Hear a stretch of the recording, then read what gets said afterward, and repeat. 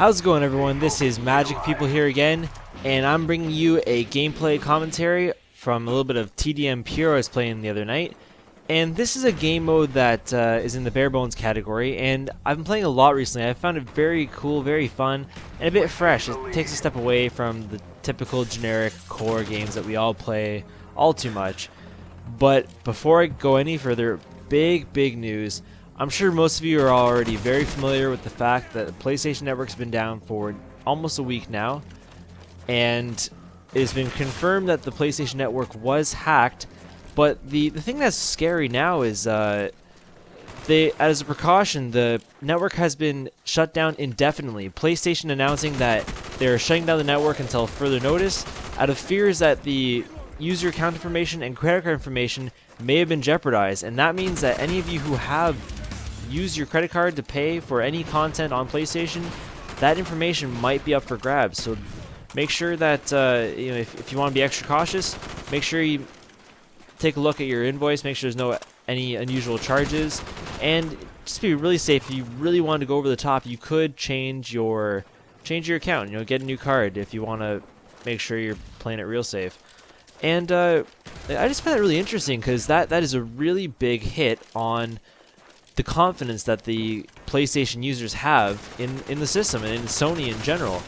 And what I'm be interested to see is the recovery from this point on. Does this breach of trust impact how PlayStation is going to compare to, say, 360 in the future? I mean, I know that one of the main selling points, one of the main arguments I hear when people are talking about 360 versus PlayStation is, well, I don't have to play for online.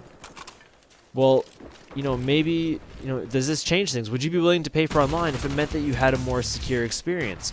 Not to say that Microsoft is necessarily more secure. I really don't know the technical details, but if that's what it took, would you be willing to pay more money? I find it interesting, and we'll have to see how things pan out in the end. But anyways, moving on. So again, like I said, I was playing some TDM Pure the other day, and there's a couple reasons why I wanted to show you guys this gameplay. First of all, it's not all that impressive, but I do show how, for the most part, but 80% of the time, I play smart.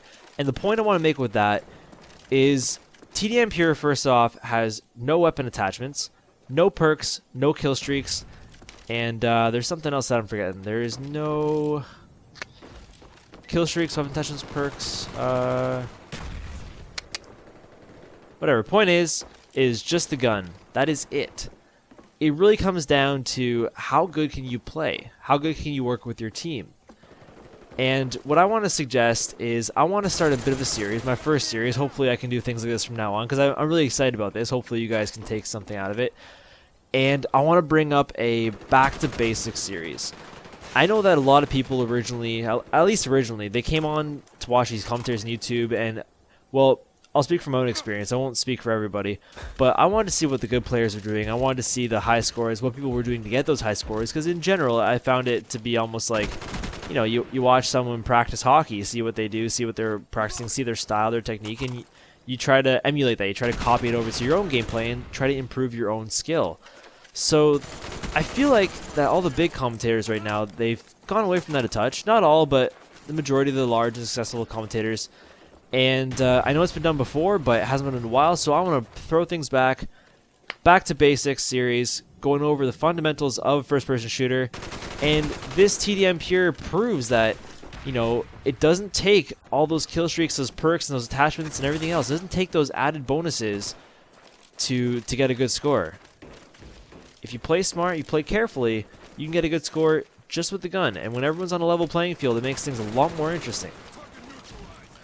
So a couple things I'm going to cover. I'm going to go over things like how to move from cover to cover, simple tactics, simple communication, aiming, running from point A to point B in a way that minimizes the amount of time you're exposed.